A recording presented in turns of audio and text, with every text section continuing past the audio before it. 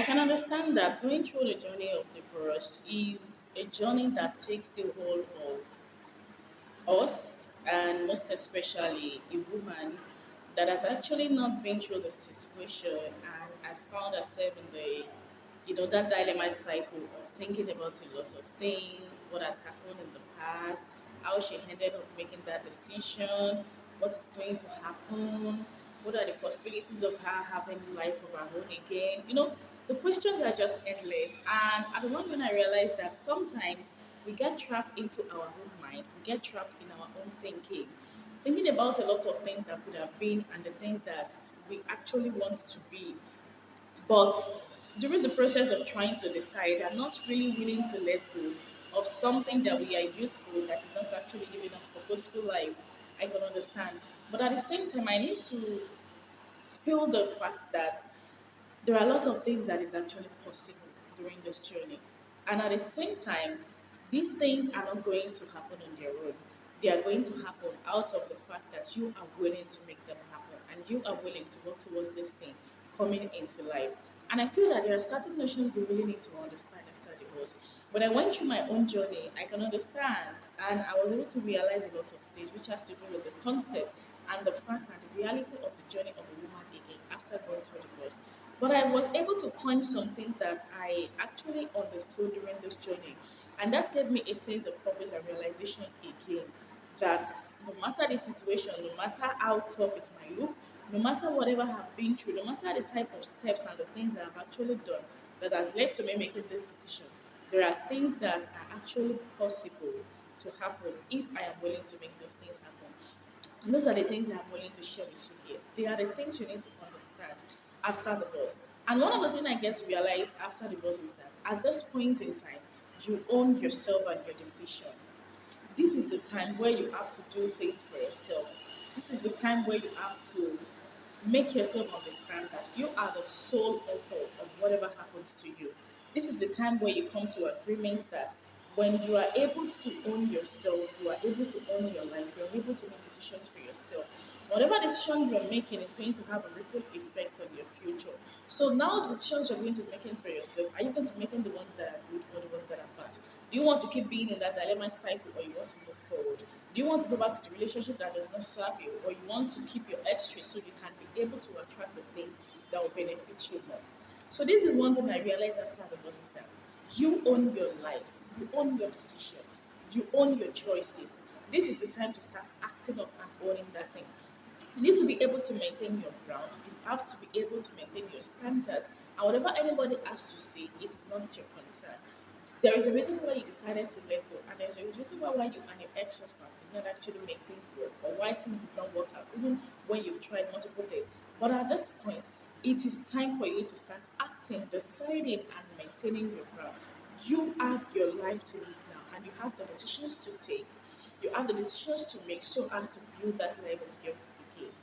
And the second thing I was able to understand after divorce is that nobody really cares. And people are not actually more concerned about your situation, not as much as you're thinking about it. You might be thinking that somebody will look at you in this manner, they see you as this type of person, or they're going to perceive you as this type of person, they will keep talking about you a lot of time. People are going to show you a lot of reaction, you do a lot of things. But you need to understand that people don't really care. What they care about is what is important to them. Just like you are battling with your life, other people are out there that are also battling with their life. So what is now the point in you dwelling and wallowing on the thoughts of one another will be thinking about you? After you've gone through the process or the journey of divorce, don't care much about what anybody has to say. Because you have your decisions to take, it shows that you shouldn't even care about what others has to say, except whatever they are pointing at is making a great significance. And if it is not, there is nothing to worry about. People don't really care. Even today's seniors will still grow old and it will still turn stale. They only care at the point where the situation is still fresh. After a while, when things happen, when time passes, you see that they are not really concerned or bothered about your situation. You are only going to be the one that will be in that. And because of that, you shouldn't care about what they will say. You didn't care about what they will say before you leave, so why should you care when you have left? There is no point. People don't really care. What they are only curious about is to know the state. Because they are not even in your situation, why should you even care about it? You don't really know what is going on. They don't really know why you live. So what is now the problem? You don't have to put your attention on them. Put your attention where necessary. People don't really care. They only care about what is important to them. And the point when they start talking about what is important, after a while, they get tired and move on to the next thing or the next person. And I think the third thing I was able to understand is that after going through the journey of a divorce, this phase two will pass. You know, it's a phase that comes with a lot of challenges, a lot of questioning, a lot of self wallow, a lot of self thought, a lot of self pity, a lot of societal bullying, a lot of, boundaries that have been trespassed that you're trying to rebuild again, and a lot of, pain, regret. I can understand. But it is just a phase, and this phase too will pass. And it is only going to pass faster if you really want it to pass fast. That is if you're putting your attention where necessary. This phase is not actually a do or die affair. I must tell you, because if you're thinking this is the end of your world, then you are going to have it as the end of your world. But if you're thinking that this phase is beginning of a new journey, just like I shared in one of my videos, how I started over in life and how I was able to get my life on track. If you feel this is the time that you have to rebuild yourself, then it's going to be a time for you to rebuild yourself and live anew. So this phase two will pass. It is only a time out of the entire journey of your whole life. So why do you have to dwell on this particular time? It is painful, it is hardship, it is full of regret. Why don't you pick all the lessons, all the mistakes you feel you have, and turn them to lessons? Just like I shared in one of my videos, some mistakes I have turned into lessons. Instead of thinking about this time as you've done a lot of mistakes, you regret it, why don't you coin some word or some expression out of those mistakes and see them as lesson? When you're able to see them as lesson, you realize that there are more things you are not seeing, and there are a lot of things you're not paying your attention to that will even do a lot of good to your future. So it is a phase, and this phase too will definitely pass. And how soon it is going to pass depends on you. It depends on the decision you are taking now. It depends on what you are putting your attention to. It depends on how well you are going to be resilient. I shared in some of my videos, building resilience through action. I'm going to be making it down below. How are you going to keep yourself up so that you don't get trapped in this situation? What are the steps you need to take so that you won't keep staying in this situation over the years? It is not going to be a journey of a year or two, but I can tell you, wherever you are this year is not where you're going to be next year, but still in the same journey. This phase two shall pass, and when this one passes, another one will definitely come to play. And I think the fourth thing I also learned through my journey when I was going through the phase of divorce is that either way it is going to be difficult. If you keep staying in a relationship that does not serve you and you want to leave the relationship that does not serve you, either you stay there or you leave. Those two instances are going to be difficult. Staying in a relationship that does not serve you, you know it is painful, you actually want to leave. You know you're not happy. There are so many things that would have been happening to you, but because you are thinking you don't want to go into the outside, you don't want to expose yourself to the fear of the unknown. I shared in one of my videos too, the fear of the unknown. I'm going to be linking it up and down below.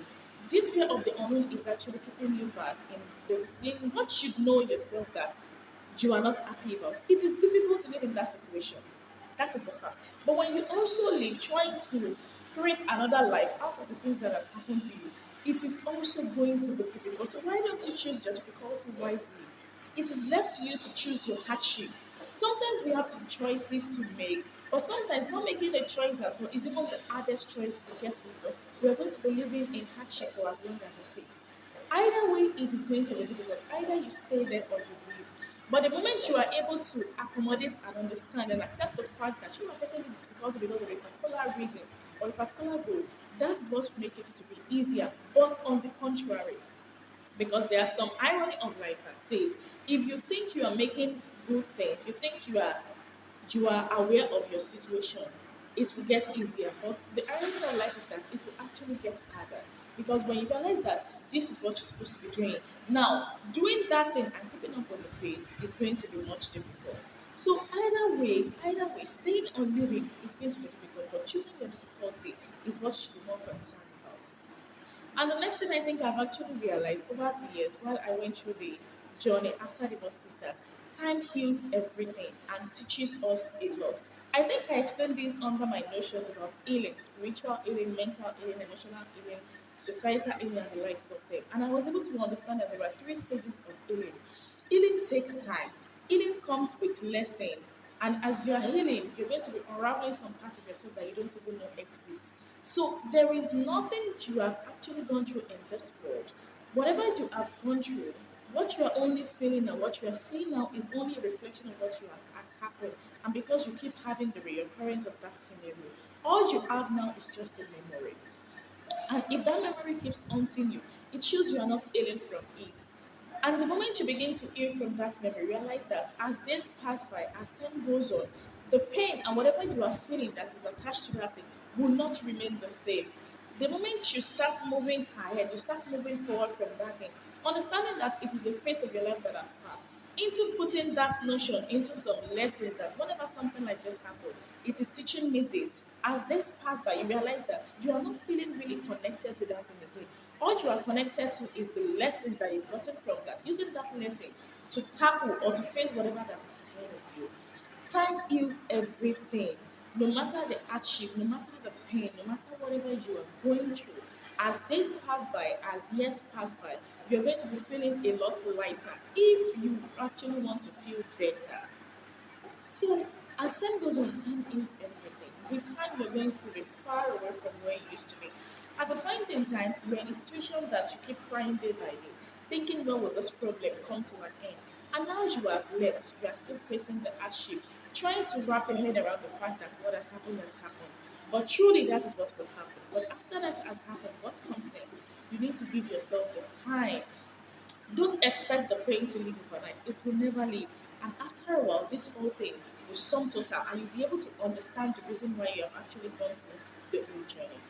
And I think the next thing I've actually learned during the journey after divorce is that you need to set your boundaries. You need to be able to give yourself that notions about your life, just like the point one I mentioned, because you own your life now. So start setting your rules. You don't want this thing to happen to you again. What are the things you need to do and put in place for this thing not to happen? You don't want this type of man. You don't want this type of relationship. Even if you have children, this is how you want your kids to be nurtured. If a man should approach you after divorce, you are not getting married yet until after a year or two, or probably you are able to settle down with yourself, having a purposeful lifestyle to live. Yes, you need to be able to set your boundaries. And I understood this as much as I was actually battling with the fact that I don't want to get married yet. I want to be able to put my life on track. I want to be able to achieve some things in my life. And I figured that when I was making these decisions, I was putting down some notions that say if I don't have a career yet, there is no marriage. And I think that is a very big boundary you need to set because if any man, people will definitely come to you and tell you need to get married again, you need a man in your life. Do you know you need a man because obviously you have some emotional issues. You are thinking a man will help you solve, but on the contrary, you are the one that will fix your emotional baggage before you bring the baggage to another relationship. So at this time, you need to be able to set your boundaries. What are the things you want in your life? What kind of friends do you want to keep? What kind of society do you want to belong to? What kind of communication do you want to have with people? What kind of man do you want to have? What kind of home? What kind of lifestyle? What kind of thinking? What type of things do you want to build with each other? What are those things you want to point out for the things that has happened to you before? What are you bringing from your past relationship that shouldn't go into your new relationship? What is that thing that you want in your new relationship that is not in your past relationship? This is the time to start setting your boundaries. And I think the next thing is that I understand during this journey of divorce is that you need to take lessons from the past. That past life you have actually had is going to be a beginning or a foundation to the life you are building. I think these are the three stages I shared in my video, how I got my life, how I started over in three steps. That's reflection of the past, analyzing the present, and planning the future. You need to be able to reflect on the past and pick up some lessons. There are so many messages that have been passed across to you in your past life. So you need to be able to tap into those lessons so that whenever you are tapping into them, you'll be able to take them into the new lifestyle you are building. You need to be able to bring up the notions of what has happened to you in the past, not just into your life, but make sure it is reflected positively into that new world you are building. It is very important for you to tap into the lessons, the things you have had, all the experiences you have shared with your ex-husband, or whatever it is that has happened. Bring those notions, point lessons from them, and use those lessons as stepping stones into the new you are trying to be. It is very important because sometimes we might be making mistakes repeatedly out of the things that has happened to us before because we are not paying attention to those things that has happened. So those things that have happened to you, take lessons from them and bring it into the new life you are building. And this will do you a lot of good. And I think the next thing I've actually noticed that I need to understand, that I've seen and settled with after divorce, is that you need to be able to set goals you actually want. You own your life. You are not depending on anybody. Nobody is instructing you to do anything except you want somebody to instruct, to give you instructions. But now you need to set your goals. You need to set your ambitions. You need to set things that you're actually intentional. You have to be intentional about your life this time. You have to know what you really want. You have to know what you want. I know that when the journey first starts, you might actually need some time to spend with yourself. Probably you need to wallow a little bit. You need to, give yourself some closure, some kind of emotion. But after a while, you need to get up and start acting to live you again. You need to set goals that are intentional, the things that you really want, the things that you know matters to your life. Why exactly did you leave the relationship? How do you want to make sure you don't go back into such? Is there a life you're trying to build that your ex is not willing to accommodate? Now you need to be able to give yourself that time to be able to build that dream. Set your goals, the goals that you're actually interested in, and the goals you are really willing and intentional about. The goals you're going to be working towards, so that whenever you live your life on a daily basis, you have something you are living for, and that is how you're going to be having a purposeful life. And I think the next thing that I think I have understood after this journey of divorce is that your happiness should also be your goal. Whatever goal you are setting for yourself, make sure that happiness is included. Don't set goals based on what somebody said, or because your ex-husband said you can't do this. Though he might be thinking, or he might say you can't do this, but you're not setting the goal just to impress him. You are setting the goal to impress yourself. You are setting the goal to make your life purposeful and be the woman you've always wanted to become. Not because you feel oppressed or suppressed by him. Though it might be saying something that's intimidating, but that does not mean you are setting the goal for him. And that is how you can find happiness. You have to be able to do something out of your own interest and what will make you happy. You have lived for somebody over the years. You have lived for somebody through the journey, through some lifestyle you have had. But this is the time to start making yourself anew.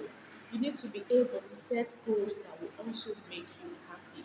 Not because you are relying on somebody, not because somebody said you can't do something, but because you are doing it because you want to be happy. And whenever you're happy within you, it will always reflect onto the people that are around you. And it will always help you to attract the things that will even make you more happy. And I think the next thing I was able to understand after divorce is that you have to be seeking to be better.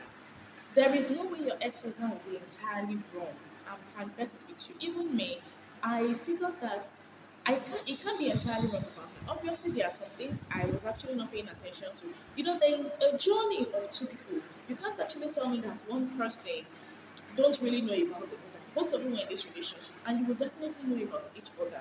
But at the same time, you need to pay attention to the things he has mentioned and check if these things are actually the things you are guilty of.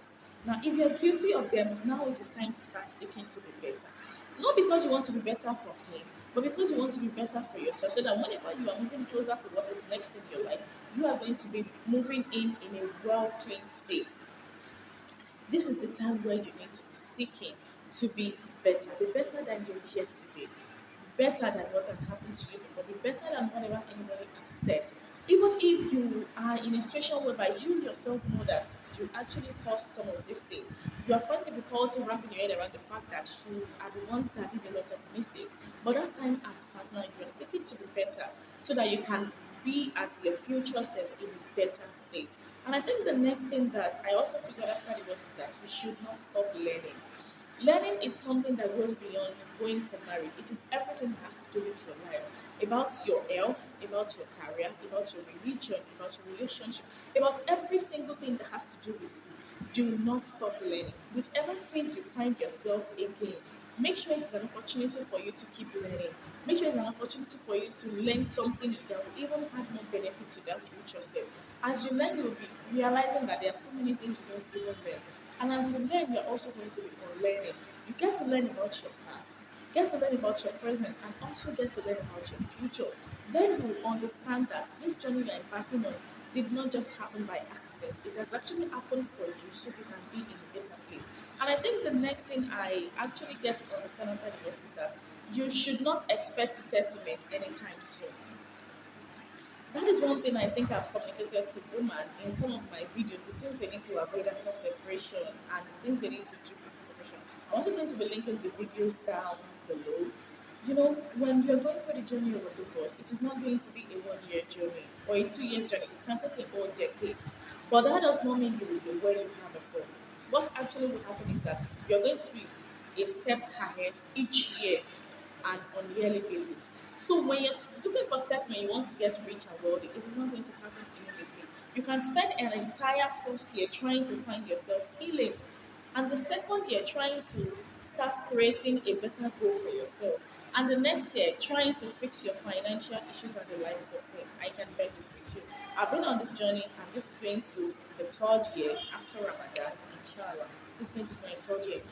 I can tell that though I'm not actually where I want to be, but I can tell and I'm very, very certain and alhamdulillah that I am not where I used to be. As yearly by, as year passed by, lots of things are changing, and I realize that I'm moving at a pace that is actually helping me to move closer to my future self. Do not expect settlement anytime soon. Not that it will not happen. This will give you the time so that you'll be able to understand that even if you feel you are healing and something is happening again that is making you think or cry, you are still within the time frame, and it is still the journey that is having an effect on you. Your settlement will not happen anytime soon, and the earlier you accept that, the better. In fact, you might even find yourself in another relationship that's giving you the signal of what has happened to you in the past. It is still the journey, but do not give yourself that mindset that you want to settle as soon as years in few years time. Do it can happen, but it is going to take time. And use the time judiciously to heal, to plan yourself, to plan your future, and do a lot of better decision making for yourself. Now, one thing I need to understand is that real change comes with pain. There is nobody that has built a successful life out of not having a lot of pain in them. I can tell to heart that the life I'm living now is actually built upon pain, upon a lot of things. But I've been able to walk through that path and realize that there is no growth that does not come with pain. And these things that are happening to you will either make you or break you. If it should break you, it is because of your decision. And if it should make you, it's because of the decision you have actually made. Now it is left to you to choose wisely. Real change comes with pain, and this pain will either make you or break you. If you're able to get one or two things from this video, don't forget to like, share, and subscribe. Because on a weekly basis, I'm going to be sharing with you videos like this that will help you and I. Don't forget to check other related videos on divorce and separation, which will be making our playlist down below. Until I see you in my next one. Bye.